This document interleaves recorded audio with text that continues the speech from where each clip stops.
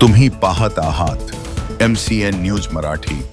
बुलढाणा जिल्ह्यातील जळगाव जामोद तालुक्यातील खेरडा बुद्रुक शेत शिवारात पुन्हा एकदा चोरट्यांनी शेतकऱ्यांना लक्ष्य करत चोरीची घटना घडली आहे। प्रवीण महादेवराव भोपळे यांच्या शेतातील विहिरीचे लोखंडी ग्रिल व कुलूप तोडून विहिरीत बसवण्यात आलेली पाण्याची मोटार अज्ञात चोरट्यांनी लंपास केली आहे। ही घटना शुक्रवार 17 जुलै 2026 रोजी उघडकीस आली। चोरट्यांनी रात्रीच्या अंधाराचा फायदा घेत प्रथम विहिरीवरील मजबूत लोखंडी ग्रिल व कुलूप तोडलं। त्यानंतर विहिरीत बसवण्यात आलेली पाण्याची मोटार चोरी करून पोबारा केला। सकाळी शेतात गेल्यानंतर ही घटना शेतकरी प्रवीण भोपळे यांच्या निदर्शनास आली। या चोरीमुळे त्यांचे आर्थिक नुकसान झाले आहे। विशेष म्हणजे यापूर्वीही याच शेतातून 3 वर्षांचा गोवंश आणि मोटार पंप चोरीला गेलं होतं। या घटनेचा तपास अद्यापही पूर्ण झाला नाही। तो परिसरातील शेतकरी आधीच चिंतित आहेत।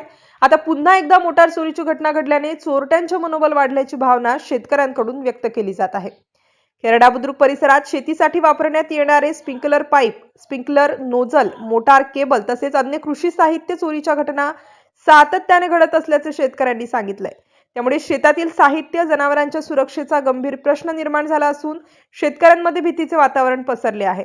या प्रकरणाचा तातडीने तपास करून चोरट्यांना जेरबंद करावे तसेच ग्रामीण भागात रात्रीची पोलीस गस्त वाढवावी अशी मागणी शेतकऱ्यांनी पोलीस प्रशासनाकडे केली आहे।